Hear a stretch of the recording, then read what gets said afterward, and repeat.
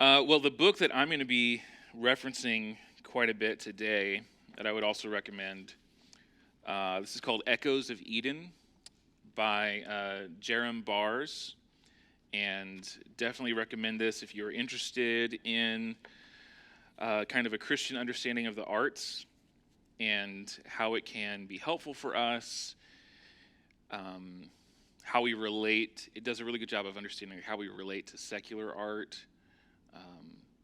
things like that. It's been really beneficial to me. I referenced this a little bit in our theology of worship class, if you were in that. So let's talk a little bit about burnout, kind of catch me up on what you guys have felt. Like I said, I've watched the videos, but I want to hear from you. What are some different indicators that you've noticed maybe in your own life of burnout? Listening to Chris kind of share those testimonies of the guys who had like very physical reactions to burnout, Angeline can tell you that I experienced that pretty tremendously for a while when I worked at Southern. And this isn't Southern's fault, it's my fault. Right? Southern wasn't asking me to burn myself out. But just going way too hard and not realizing the kind of subtle toll that it was taking on my body over time. I joke about, like, I look back at pictures from that era, and I'm like, oh, man, I was so much skinnier then. And Angeline's like, no, you weren't skinny, you were sick. Like, there's a difference. Like, oh, yeah, that's true. Well, I'm very healthy now. So but yeah, there was even a point where, like, I had an ulcer and didn't know it, and, like, passed out in front of my apartment and was just collapsed in my hallway and had to call an ambulance. When I came to and had enough knowledge to dial 911, the operator was like, "What's wrong?" And I was like, "I don't know." I was like, "I don't know where I am or what's going on, but something's wrong, and, like, I don't understand what's happening to me."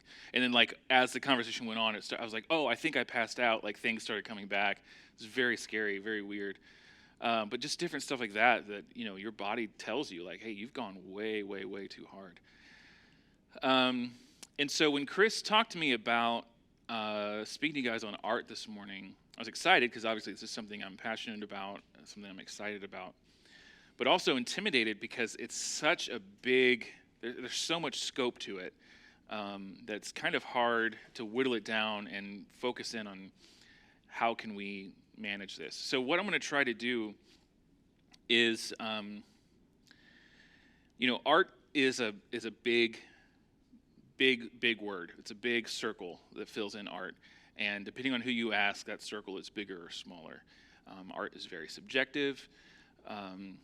So we're going to talk about some more objective things. And not all art is beautiful. So we're going to focus on beauty today. So we can almost substitute the words art and beauty. I think there is totally a place for Christians to engage with art that is not beautiful, but is more challenging and has a different kind of approach to why it exists. But I just realized we don't have time to kind of address that in the scope of things today. I'll kind of mention it briefly and how to kind of safeguard yourself when engaging with stuff like that. But I want us to focus on beauty because the thing that's awesome about beauty is that it's from God, right? Like, all things beautiful are from God. God is our creator, and he has built into his created order things that are objectively beautiful and things that are there for us to enjoy. We see beauty around us every day. We interact with it frequently, whether it's in architecture or interior design, a really well-plated meal. There's a difference between, like, a bucket from Chick-fil-A and then, like, a really nice, well-plated meal from, like, Heirloom, right? Like, we can distinguish objectively a difference in beauty between those two things, and in flavor, hopefully. This is not slamming KFC. I know I'm in his home state, but, like, there's a clear difference in, like, the time and the effort and the craftsmanship and the skill that goes into crafting that. Even in fashion, landscaping, beauty is all around us. I think our building here is beautiful. Alan does an amazing job with our landscaping in the front, keeps it looking really nice. Our architecture, I love our wooden beams in the foyer. Like, all of that's intentional. There's a reason why we didn't just build a plain gray steel box out here. It would have saved a lot of money and a lot of time. And there are churches who have like a pretty utilitarian approach to beauty. But I think it was a wise decision of our leaders when they built this property. They're like, we want this space to be beautiful. We want it to look nice, because they recognize that, like, yeah, beauty is of God. Beauty points us to our Creator. And as Christians, we can trace the line from daily beauty directly to the glory of God. So I got a couple verses here I want to pull up. Can someone grab Psalm 19, verse 1? And someone else grab Revelation 4, verse 11. And I'll do Psalm 8, verse 1.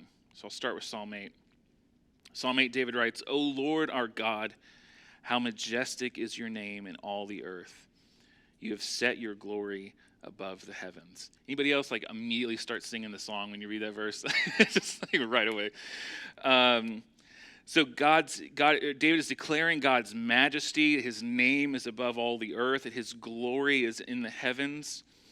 He is seeing beauty, and he's saying, that's God. I see it. That is the Lord's work. Psalm 19:1. It's a very different response to the same sky than like an astrologer, right? Like, we're looking at the same sky, and an astrologer sees mystery and fortune telling, and we look at the skies and we see that's God. That's God's handiwork. We can't help but behold the heavens and think there is a created order here happening. One of the arguments that always gets used for the probability of extraterrestrial life. I am getting into aliens for just a minute. Just bear with me. Is that they always say, like, just think of the scope, like the pure scale of the universe, all these galaxies swirling. You really think like we're the only planet that has life? I'm like, yeah, I do. That's why it's so cool. Like, that's why, like, you just see all of this other stuff declaring the majesty of the Lord. That's just there to sing his praises, to sing his glory, and to show us that, like, creation, like my creation on earth is special. Humanity is special. You guys are the image of God. No other planet has any creature on it that bears the image of God. It's just us, and I love that. So, just flip that argument on its head. I'm like, yeah, you're exactly right. The scale is enormous. Have you ever seen those videos where they show like Earth and then like other planets? And they keep zooming out, and like it gets to like Alpha Centauri, some star, and like you wouldn't even be able to see Earth if it was on there. It's so much bigger. And I love those because I think, yeah, like God has built this incredibly vast landscape that dwarfs anything we can fathom, and it's empty. It's just there to sing his praises and go in its track and be all held together. It's wonderful. I love it. Yeah. It's bigger than even like us with like a train set. It's so much larger and so much further back. Yeah. God is big. Revelation 4:11. Yeah.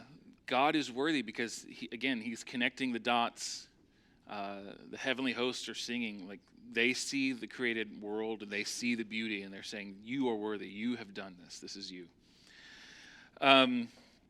So the point is that beauty, creativity, artistry, craftsmanship, they all point to Creator God. We talk about this a little bit in the theology of worship when we talk about what it means to be creative people, particularly in the realm of music.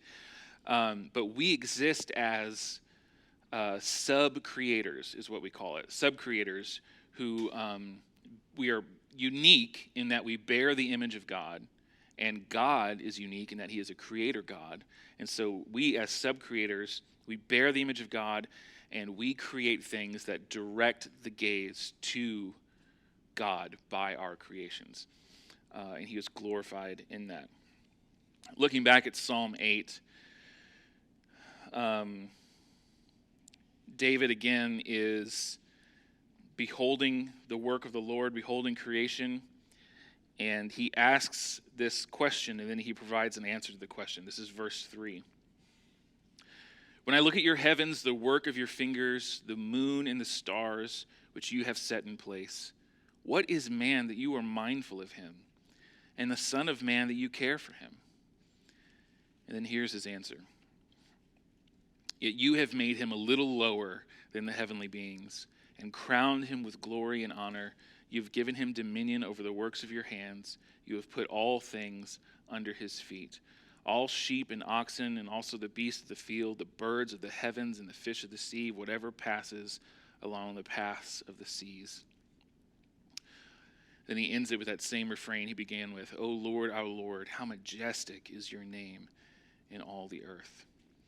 So he is seeing this beautiful creation. He's saying, this is God. Who are we that we are mindful of him? And then he answers with, look at this tremendous gift that he has given us, and this tremendous opportunity he has given us to have dominion over these things, to work with our hands and to shape things into new things. So the point is that we can use our creativity and the creativity of others to help us enter into God's creativity and to behold his majesty. When we enjoy art, we should enjoy God, right? That should be the connection that we make right away. So how does this relate to Burnout? I listened to the episode. It's like my favorite podcast is Chris Parrish. I listened to the lesson where he asked you guys kind of to describe burnout, and somebody said, burnout is no longer caring about something you were once passionate about. I think that's a really great description. I think we've all felt that at some time. You know, like we were really passionate about this thing, but now we're just exhausted. We're burnt out. We can't do it. This is the one aspect of burnout that I think art does a really, really good job of restoring, that art can tackle this really well. Partly because, first of all, art connects us to things that are bigger than us and provides us with perspective. I'm going to read this quote from C.S. Lewis. He, in his journal, is asking the question, why do we enjoy reading? What is it about reading that we enjoy? And I think this is applicable to not just reading, but art in general. Lewis says, the nearest I have yet got to an answer is that we seek an enlargement of our being. We want to be more than ourselves. Each of us by nature sees the whole world from one point of view, with a perspective and a selectiveness particular to himself. And even when we build disinterested fantasies, they are saturated with and limited by our own psychology. To acquiesce that in this particularity on the sensuous level, in other words, not to discount perspective, would be lunacy. We should then believe that the railway line really grew narrower as it receded into the distance. But we want to escape the illusions of perspective on higher levels too. We want to see with other eyes, to imagine with other imaginations, to feel with other hearts as well as with our own. That's what art helps us to do. It helps us to imagine with someone else's imaginations, to feel with someone else's heart other than our own. It expands us beyond ourselves. And if there's one thing that God makes clear in his word about the Christian life, is that the Christian life is not meant to be solitary, right? We're here and gathered in this church, learning together, worshiping together, because we believe in the idea of Christian community, that God has called us to be a church and a church that worships together. We fully reject the I can go to church at home kind of thing, that kind of thinking. That's a theology of solitude that we don't ascribe to. And art helps us embrace that community and to see beyond ourselves. I think art can help us to manage relationships better. Because if art is helping us feel someone else's feelings and love with someone else's heart and to imagine with someone else's imagination, what's that doing? It's putting us in the shoes of people who have experienced different things than we have.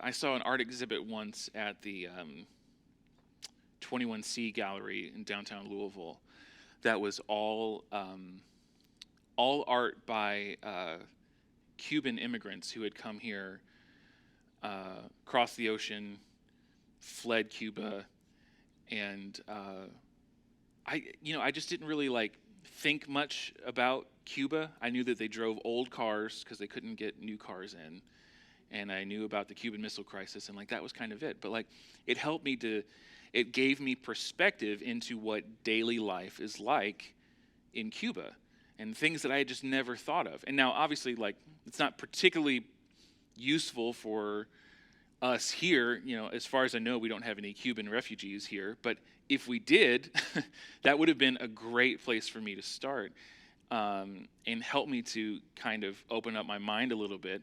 But even beyond particular to Cuba, there was an understanding of what a totalitarian government can do to someone. That's applicable beyond Cuba. It's very applicable right now in Ukraine and what Putin's doing. It was informative about what oppression really feels like, which is something that we don't have to think about much because we are incredibly free, and I'm super thankful for that. But it was good, and I think art does that to us in that it helps us kind of, at least temporarily, see through someone else's eyes and get a glimpse of what they've been through. So relationally, everyone has difficult relationships at work. There's always someone you share an office with. I've genuinely, and ask Angeline for stories, I won't go into it today. I've genuinely considered writing a book about one office mate that I had, because literally no one believes me when I tell them the things that happened because they were so absurd. Going on a jog during the lunch break and then hanging the sweaty clothes on my bulletin board to dry right by my face. That's real. That happened. That was a real thing. So stuff like that. There's just icky, weird, gross things you have to endure from people.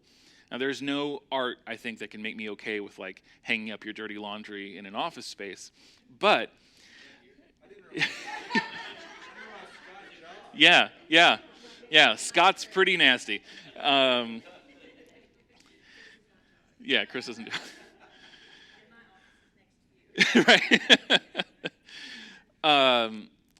But besides that particular instance, just in difficult relationships at all, relationships in general, even outside of your workplace, in your family, art is soothing in its way that it helps you think through other people's minds, and it gives you it kind of fills up that empathy bucket a little bit, because part of burnout is our empathy is drained. We're just, it's apathy in that we don't want to work anymore, but it's also empathy in that, man, I just don't care that you're having a hard time right now. You're making my life miserable, man. That. So our empathy gets drained, and I think art does a really good job of filling that empathy back up. So even if it is an exhibit on Cuba and you have no relationships to anyone from Cuba, if that just in general fills that empathy tank back up, then you take that back to your family and you have more patience, and you take that back to your workplace and you have a little bit more patience. So It's important in that. And beautiful art also helps us remember what we love about the world, right? And the people that we serve. You don't have to be in ministry to consider yourself someone who serves other people. Hopefully, all of you are serving other people in different ways. And it's good for us to be reminded that, like, yeah, people are beautiful. Like, God has made his image bearers just wonderful. And there are hard things about all of us, but I think art does a good job of showing us the beauty just in people, and helps us to love people better. And art also helps us cope with life in the modern world. We're going to talk a little bit about what it looks like to enjoy art if you're not someone who enjoys just walking through a museum. But I am someone who enjoys walking through a museum. It's something that Angelina and I have, like our honeymoon, we spent a lot of time at this art gallery in a museum, and it was perfect for us. Like, we love that. And just roaming around a museum and seeing beautifully crafted things that are centuries old does such a wonder for my soul.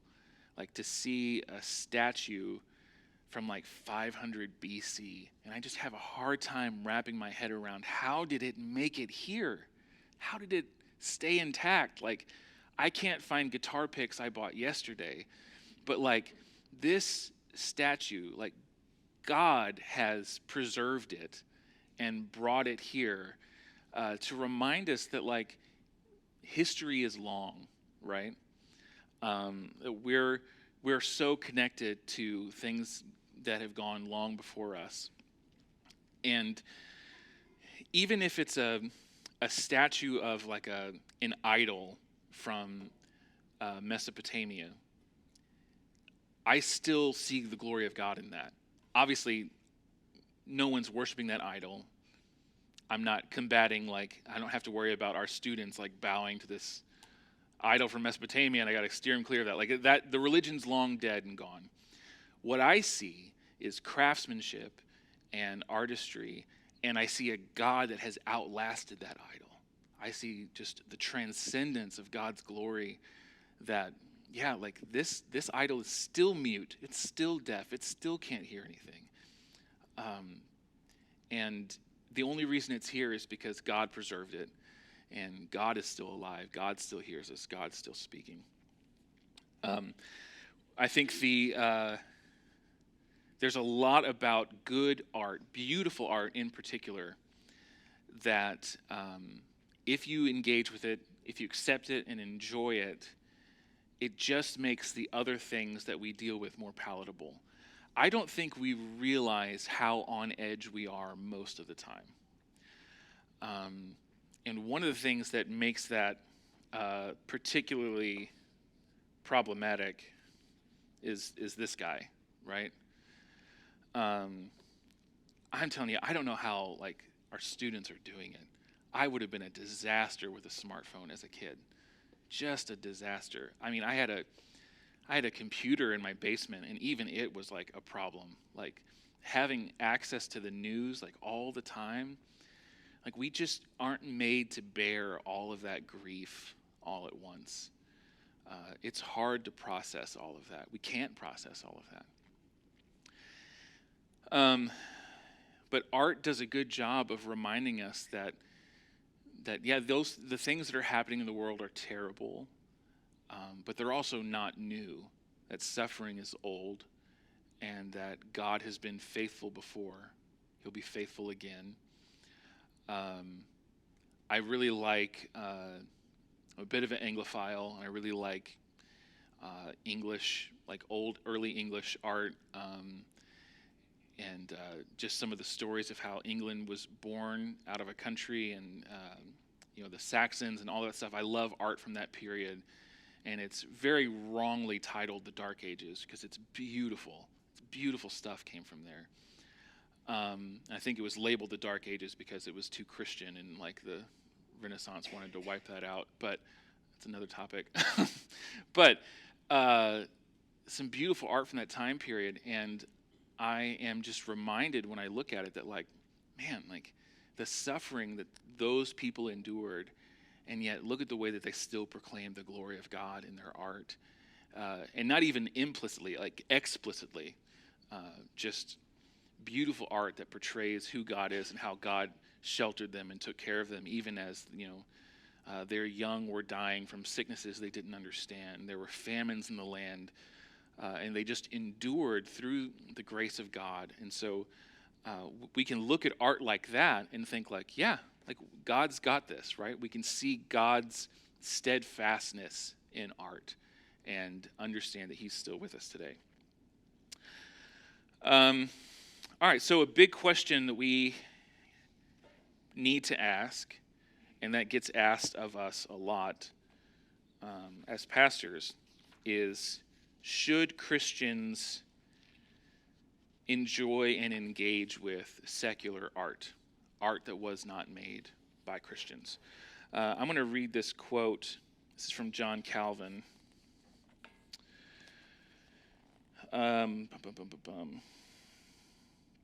This is John Calvin kind of talking about what we understand as common grace. He says, therefore, in reading profane authors, just another way of saying secular, the admirable light of truth displayed in them should remind us that the human mind, however much fallen and perverted from its original integrity, is still adorned and invested with admirable gifts from its Creator. If we reflect that the Spirit of God is the only fountain of truth, we will be careful, as we would avoid offering insult to Him, not to reject or condemn truth wherever it appears. In despising the gifts, we insult the giver. I think that's a really helpful perspective to help us understand not only that we can enjoy art from secular sources, but we should. We don't want to insult the giver of good gifts by rejecting it just because the person who made it doesn't yet have faith. We shouldn't ask, is this Christian? But we should ask the question that Genesis 1 prompts, is this good? Is this good? Do we see the goodness of God and His creation in what we behold? Now, are there dangers with secular art? Of course. I think it's wise. I think everyone should have responsible boundaries in how you engage with secular art, just like you would with anything else, right? We set up boundaries for all aspects of our lives based on our moral convictions, based on how the Spirit informs our life. Because there is art that is just wicked, right? That has no redeeming qualities. It's not often, and I don't think you're going to see a whole lot like in galleries and museums here, but like it's there, it exists, and we don't want to engage with things that are purely wicked, that are perverse in any way, that could infiltrate our spirit and cause us to behold and accept a worldview contradictory to God's word. So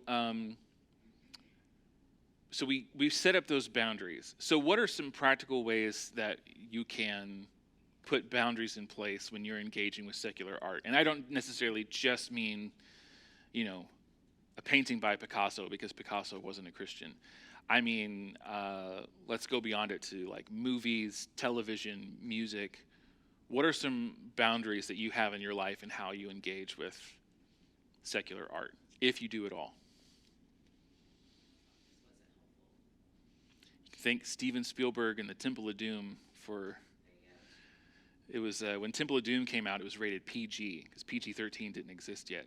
If you've seen Temple of Doom in its full, unedited, non-TV broadcast glory, you can imagine like taking a 10-year-old to Temple of Doom and how that would go. So like it's caused this crazy uproar where they're like, there's got to be, like it's not R-rated, but there's got to be something else. And like that's when they're like, all right, PG-13. Maybe it was The Beating Heart or something, I don't know. But yeah, like there's rating systems. And what's funny is the way that artists can flip those rating systems on its head, where there was a period where, like, if you were an indie filmmaker, if it wasn't rated R, it wasn't taken seriously. You weren't pushing the lines far enough. And same thing with music. The explicit lyrics tag ended up becoming like a badge of honor. You know, they're like, yeah, this is explicit. There's stories of record labels getting the ratings back and artists going in and adding more F words to get the explicit tag because they didn't quite hit the threshold. So but it's good to have that in our minds of, like, we have to have reasonable boundaries. Any other examples? I think it also it depends on, like, where you are in your walk with Christ. There's part of it that is like a personal conscience issue. There are people I love and respect who are okay with watching certain shows on TV that I'm just not. And I don't think that makes them a lesser Christian than me. I think it's a matter of conscience. Maybe whatever it is in that show that burdens me just, rolls right over them. They don't even notice it. I don't know. But Paul gives us a lot of great help in 1 Corinthians in how to deal with differences in conscience, right? I know that, like, if there's a show I'm uncomfortable with, if I go over to that dude's house, he's not going to put it on. He's not going to make me watch it. Because he's a good guy, and he doesn't want to, like, cause me to stumble. And I think we do things like that too. When I get in Chris's car, he doesn't play his vulgar rap music that he loves so much. And I really appreciate that he considers me in that. So have boundaries when you're engaging with art. And let's even take it back to, like, the really literal example of walking through a museum. There have been times where you kind of come around a corner and you're like, oh, okay, we're going to go to the next room. You know what I mean? Like, and that's okay. Like, you don't have to, like, repent in that moment and, like, go running out of the museum and, like, never go back again. But it's good to just, especially if you have kids sometimes, just keep walking, There's just some stuff that we don't need to engage with. And I think that's healthy and wise. So that's secular art. Let's talk briefly. I don't want to spend a whole lot of time on this because I could go on wild tangents. But let's talk a little bit about Christian art. Christian art has a kind of a troubled past in recent history, and a little bit of a perilous future as well. Somebody said Christian is the greatest noun and the lamest adjective. Right? Like, we want to be Christians, but no one wants to listen to Christian rock, right? I grew up listening to like exclusively Christian music. And so, like, I have this love-hate relationship with, like, the really, really cheesy CCM from, like, the early 90s. I just love it. Like, some of it is so cheesy, but it's so good too. And I'm cool with that. But, like, we were never going to, like, get someone to, like, listen to Christian hip hop by playing Toby Mac for them. You know what I mean? Like, that just wasn't going to happen. It was never meant to do that. It's meant for people who are already saved. And I think the world I grew up in was, like, if we can do, like, hard rock but make it Christian hard rock, then hard rockers will get saved. And that's just not the way it works. Like, the Spirit saves. Like, like, hard rock made by Christians is just for Christians. Like, it's Hank Hill has one of my favorite quotes. The philosopher Hank Hill said, "You're not making rock and roll any better. You're just making Christianity worse."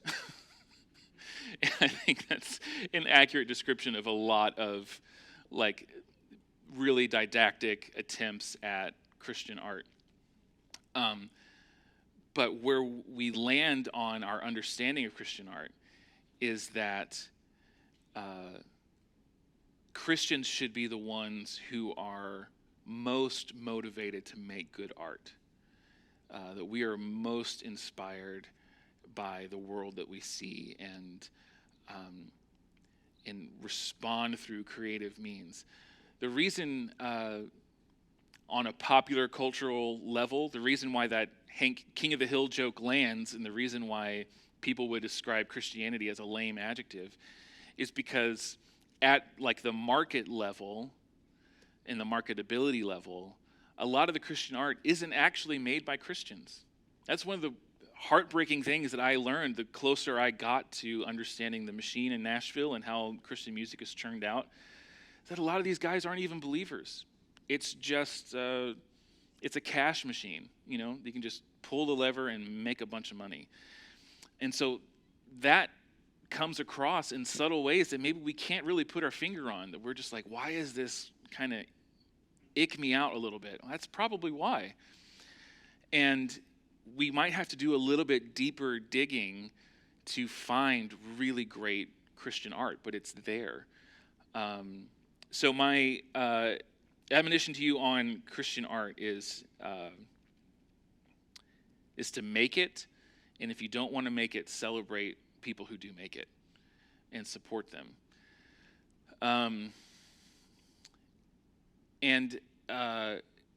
You know, the idea of being pretty didactic and like having like a really strong message, you know, that's one of the things that like a lot of people get feedback on Christian art is it's too preachy or, you know, whatever. Listen, nothing is preachier right now than secular art. Jerry Saltz is he's the head art critic for New York Magazine, and he has this talk on how galleries are dying because the art is so preachy. Not Christian art, secular art, where the message is like the center point. You ever watch like a Christian movie and you're like, all right, like this plot's a little on the nose. You know, like I think of like, what was the football one? Facing the Giants. Yeah. Like, you know, I really enjoyed that movie. But at the same time watching it, I'm like, oh yeah, this is kind of like the plot's not super strong. It's a little on the nose. Like it's pretty preachy. There's like in all of those early movies, there was like a scene where like they walk through like the salvation prayer and they're hoping like someone in the theater is like praying it along with them. And you're like, we're going to throw this out there just in case. Listen, that's nowhere near as preachy as like the live action Beauty and the Beast. You know what I mean? Like you want to talk about preachy. Like they're not even trying to hide the messages that they're putting across. It is so preachy. And it's really like even secular people like Jerry Saltz are seeing that like it's killing the art industry. That people don't want to engage with something that is just about a message that they had not previously accepted. They want to be pointed to something more beautiful. They want to know how to cope with what's going on. And I think that's a void that Christians need to fill quickly. Because if the secular world is dropping that ball, we can pick it up and run with it. So support Christian artists, make Christian art if that's your thing. And again, that doesn't mean like there's no like Jesus quota on how many times you have to say Jesus in your song. There's none of that. It's God's glory manifested through your art. Pray that like the Spirit will lead you when you make it. But as a consumer, when you're ingesting and enjoying Christian art, share it with people, you know? Let other people know what you're listening to. I used to be embarrassed to tell my lost friends about some of the Christian art I was enjoying. And I realized it wasn't because I thought it was cheesy. It was because I thought, like, they're going to know that, like, I really take this Christianity thing. It was the gospel I was ashamed of, not the art. I was super convicted about that. So then I just started, like, sharing. I'd be like, hey, I don't know if, you know, I know you don't really believe this stuff, but, like, I really like Jess Ray. I think you might want to check out her music. And people who are not believers are like, wow, like, this is powerful. Like, she's got some really cool thoughts. So do some deep diving, find really good Christian art. It's there's a lot of it. It may not be in the top 10 on the CCM charts.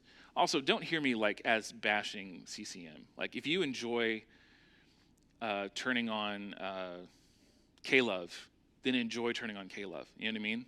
Like don't hear this as a condemnation of that. Absolutely not what this is about.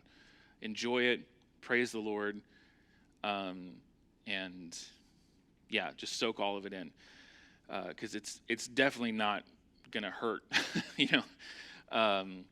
But I think even beyond what Caleb will play, I think there is even more. There's great artists out there, and they don't get talked about a lot. But there's great visual artists, painters, and sculptors who are Christians and who paint and sculpt to the glory of God. And again, similar to why the Newsboys doesn't get played on like your local rock station. The premier galleries in New York aren't going to pick up visual artists who are overtly Christian. It's not going to happen. So we have to do some digging, but it's worth it.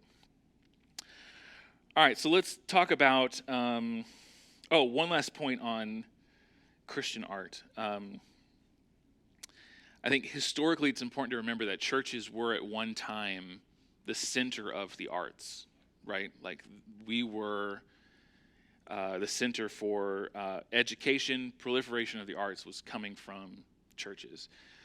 I think we are approaching a time where churches can pick up that mantle again. I think there's kind of an awakening of an excitement about the arts in churches again.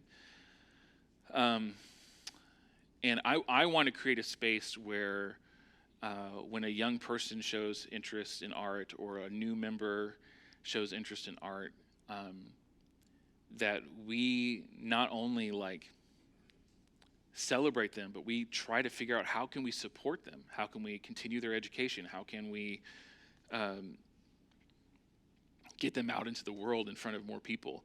Like the churches should be producing, encouraging, discipling, and sending godly artists into the world.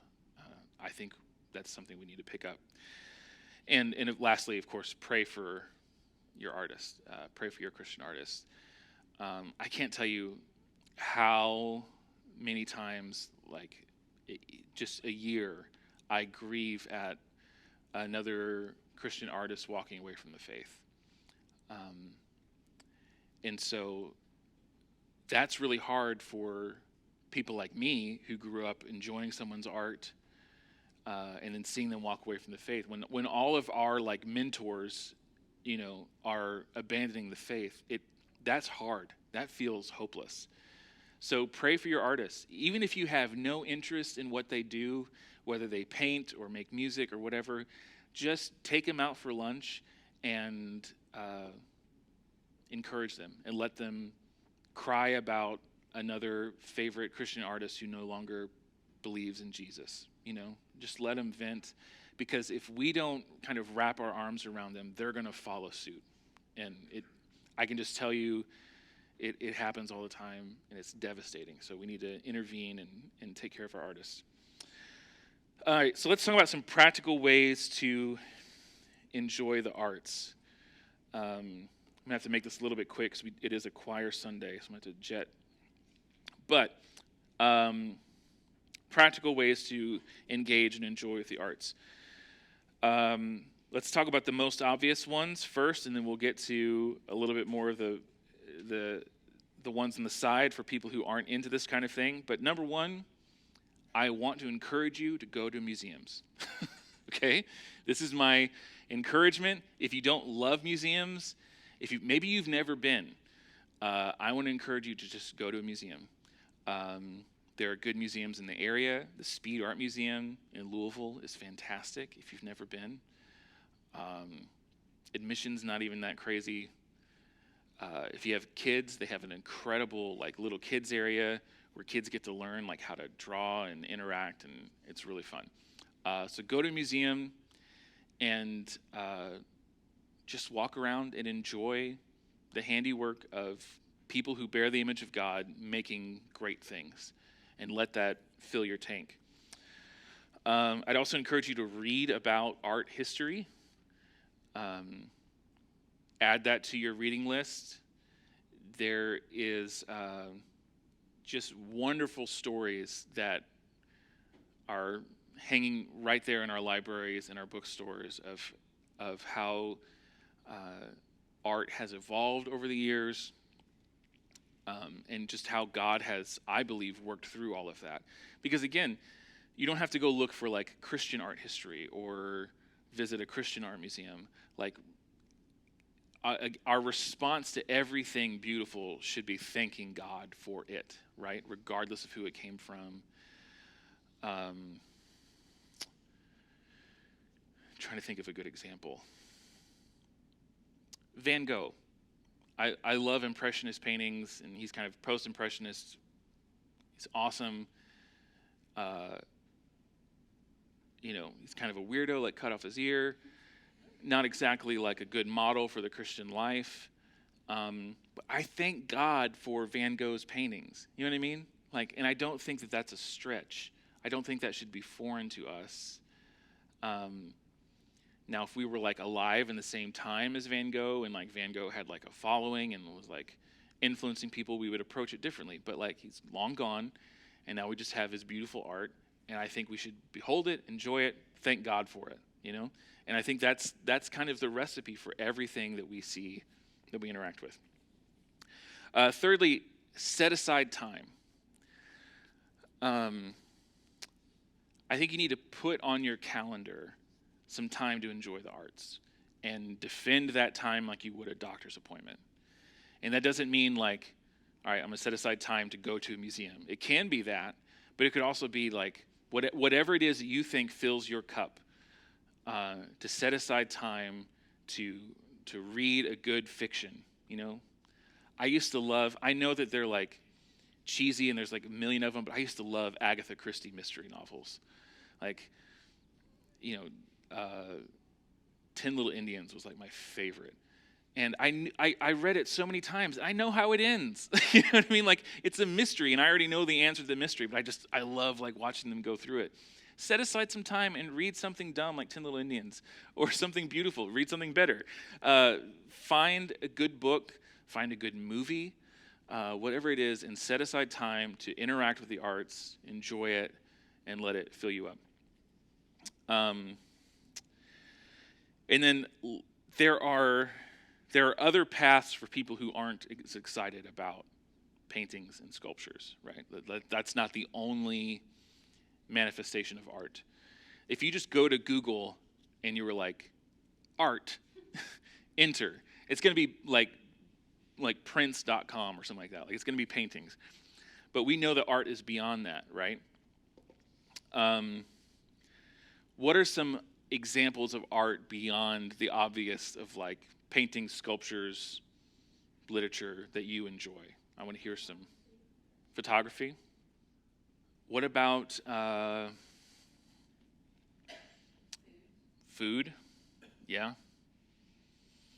What was that show on Netflix that did the deep dive into different chefs? You know what I'm talking about?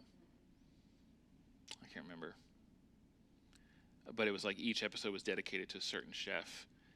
And yeah, I could that's perfectly appropriate for set aside art time. Is just sit back and watch those guys work.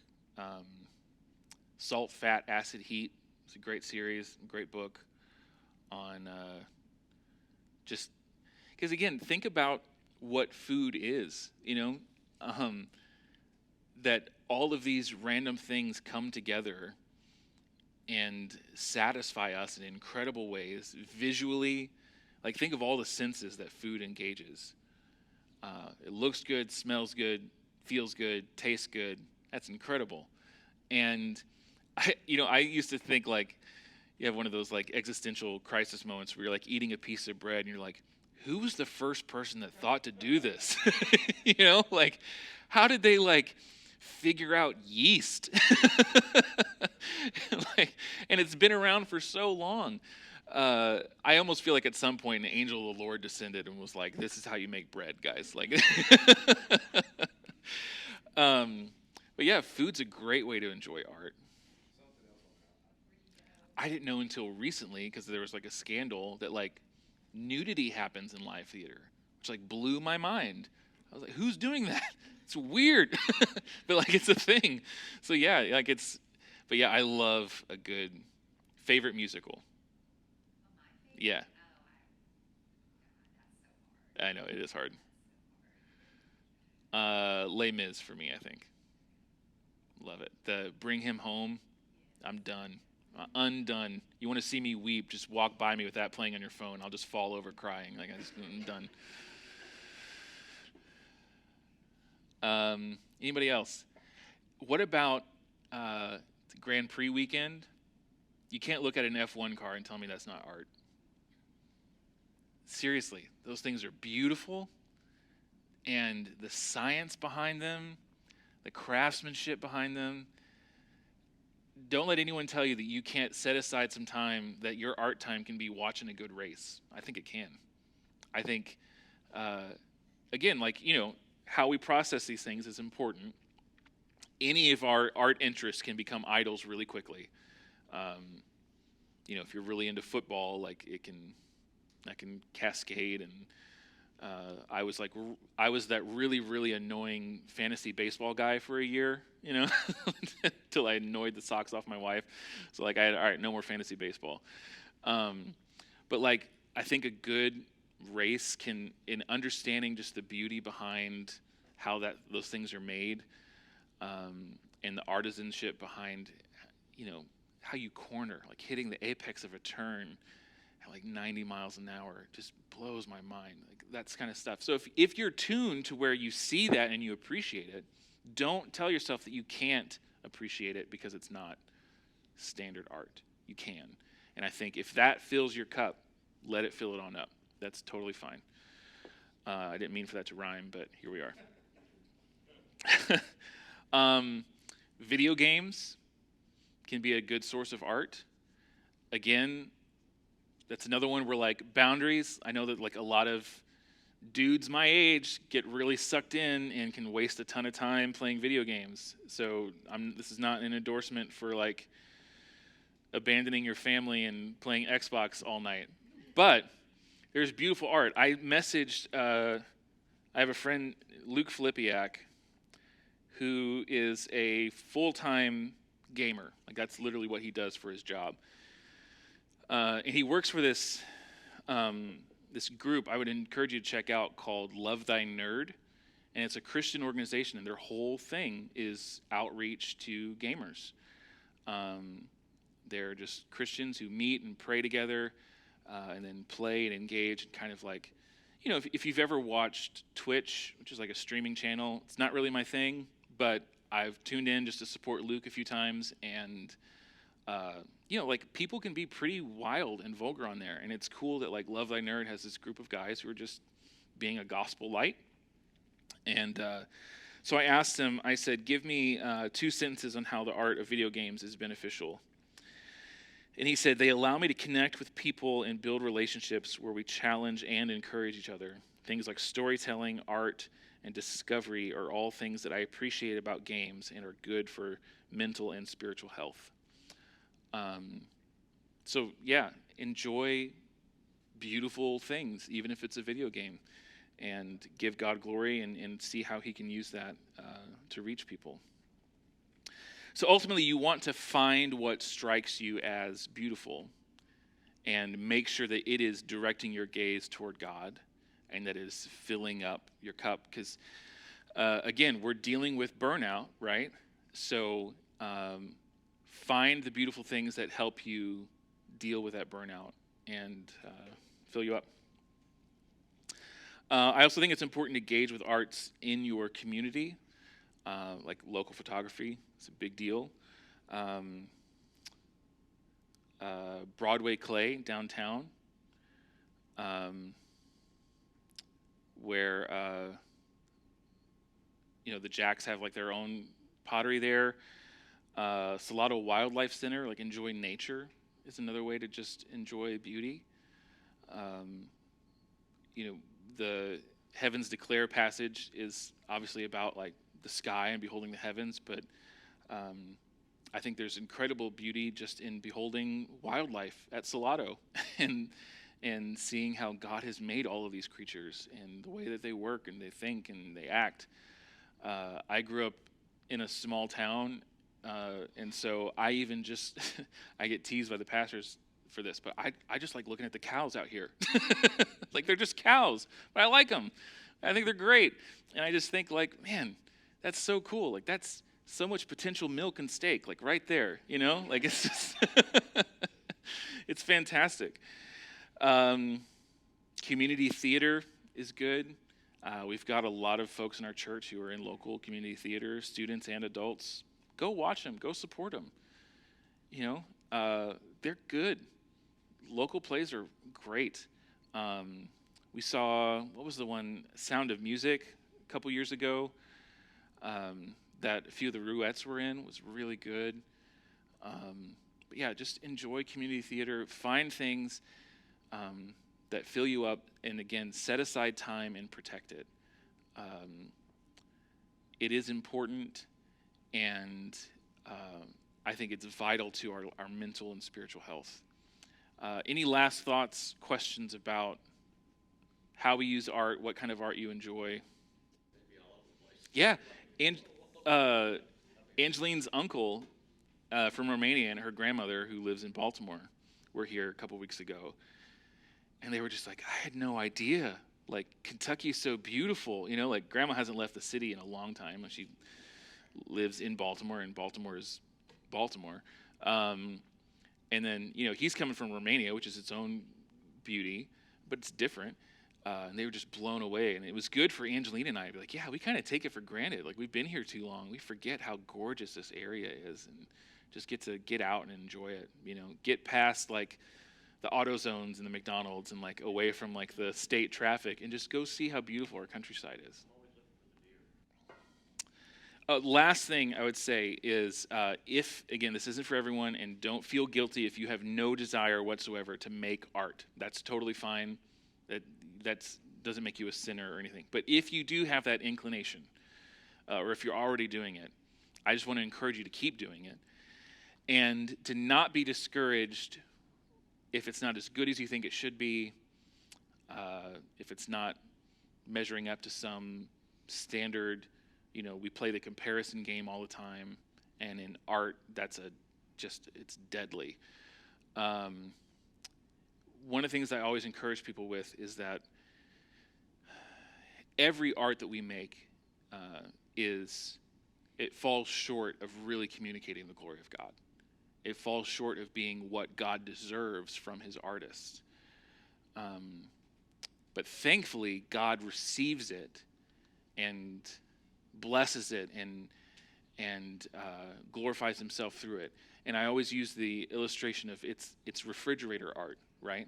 I've got my refrigerator is packed with terrible drawings. They're just awful drawings. They're scribbles. They mean nothing.